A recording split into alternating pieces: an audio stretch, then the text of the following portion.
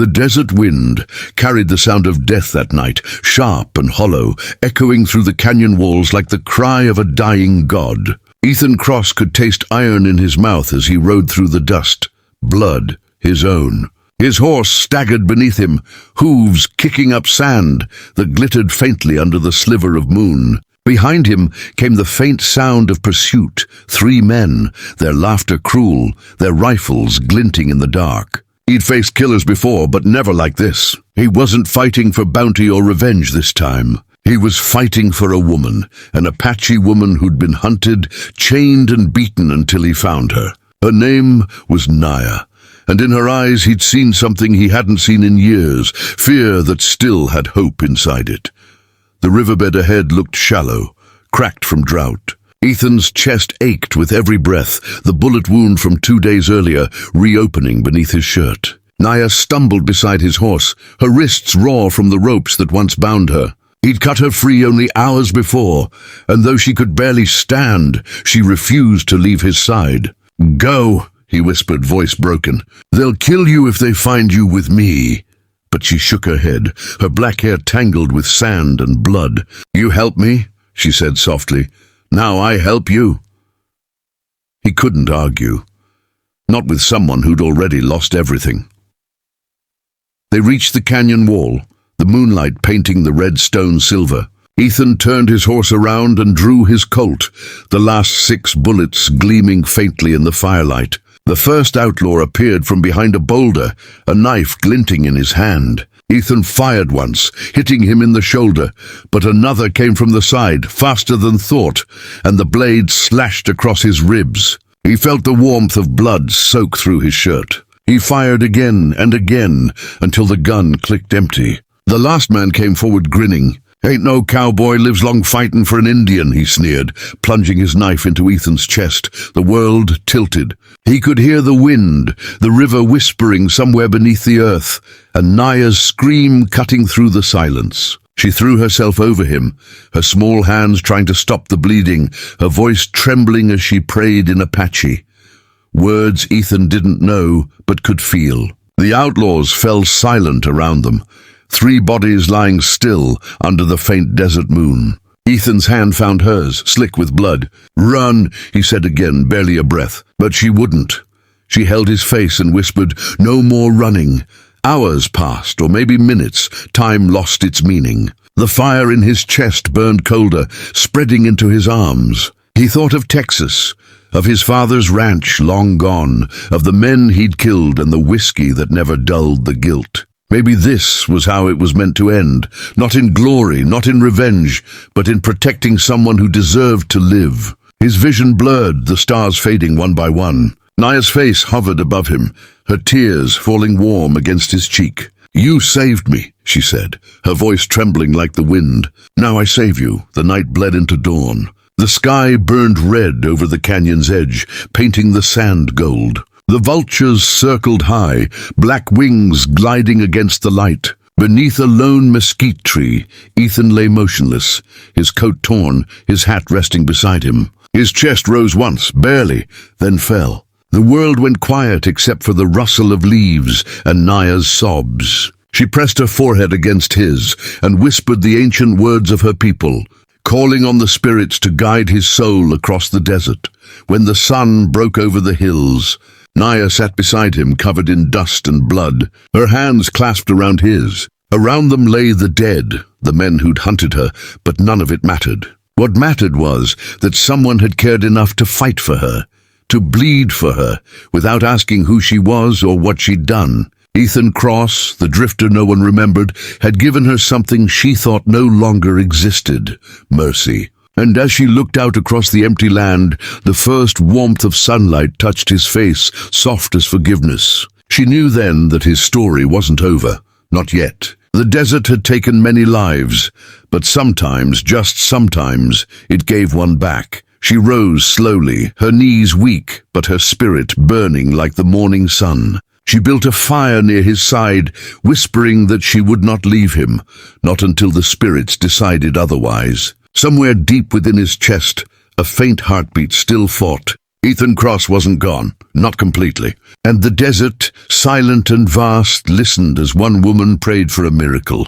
When Ethan Cross awoke, the first thing he felt was heat, a slow, crawling burn through his chest that reminded him he should have been dead. His eyes opened to the sight of a rough ceiling made of branches and hides, sunlight flickering through tiny cracks. The air smelled of smoke and sage, sharp and earthy, mixing with the copper scent of dried blood. He tried to move, but a hand pressed gently against his shoulder. "No," a soft voice said. "Rest." He turned his head and saw her, Naya, sitting beside him, her eyes rimmed red, her face painted faintly with ash. Behind her stood two other Apache women he'd never seen before. One stirred a pot over the fire, steam rising like ghosts. The other crushed herbs with a stone bowl, her hands quick and steady. The three of them moved in silence, like pieces of a prayer. Ethan tried to speak, but pain clamped his chest like a vice. "You should have let me die," he rasped, his voice barely a whisper. Naya looked at him, and for a long moment she said nothing. Then she touched the scars on his chest, the bandages soaked with blood and medicine. "You gave your blood for one Apache woman," she murmured. "The spirits sent 3 to return your breath." The words made no sense to him, but the truth in her eyes did. He'd been pulled back from the edge, not by luck, but by something older than reason. The firelight painted their faces gold, the canyon walls beyond glowing in the dawn. He realized then that he wasn't in his own world anymore. These people had taken him in, hidden him where no white man would ever look. He was lying in a small hut made of willow branches, tucked deep in a red canyon where the sun barely touched the ground. The sound of drums echoed faintly from somewhere farther up the cliffs, slow and steady, like a heartbeat. Days passed in a blur of fever and dreams. Sometimes he thought he saw his mother's face, long gone to heaven, or heard the laughter of the outlaws he'd killed, echoing in his skull. But whenever the pain grew too much, Naya's voice brought him back, quiet, sure, and full of something he hadn't felt in years. Peace. The other two women, Tala and Onida, rarely spoke to him. They worked in silence, bringing herbs, water, or food, watching him with cautious eyes that carried both suspicion and respect. He couldn't blame them. To them, he was the enemy, a cowboy, a white man. One morning, when he could finally sit up, the canyon was alive with the sound of birds. His body ached like an old wound, but the fever had broken. He saw Naya tending the fire, her hair braided with feathers, her hands scarred but steady. "Where am I?" he asked. She looked up, smiling faintly. "Home," she said simply. "Our home." He looked around, the walls of red stone, the smell of pine smoke, the sky slicing open above them like a wound of light, and he realized she wasn't just talking about the canyon.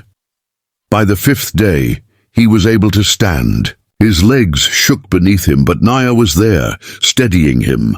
"Why did you stay?" he asked her as they walked along the stream that cut through the canyon floor. "After all that, why save me?" She didn't answer at first. Then she stopped and pointed to the water, where their reflections rippled side by side. "You fought for me," she said. "Now the spirits say I fight for you. Balance." He looked at her. Not sure if it was belief or destiny she spoke of, but either way, he felt something settle in his chest, heavier than gratitude. That night the tribe gathered near the fire. Old songs rose into the dark, voices blending with the hum of the desert wind. Ethan sat at the edge, unsure if he belonged, until an elder approached and handed him a small carved figure, a hawk made of bone. "You carry the spirit of protection," the old man said. "You gave your life for one of ours. Now she gives hers for you." Ethan didn't know what to say. He just nodded, clutching the small figure in his hand, feeling the weight of it like a promise. When the celebration ended, Naya found him staring at the flames. "You're part of our story now," she said softly. "The one who bled for love." He turned to her, his voice low. "And what happens when your people remember what I am?" She met his gaze without fear. "Then I remind them what you did." The way she said it, simple, unwavering, made something in him break. He realized she didn't see him as a savior or a stranger anymore. She saw him as a man, flawed, wounded, but worthy of belonging.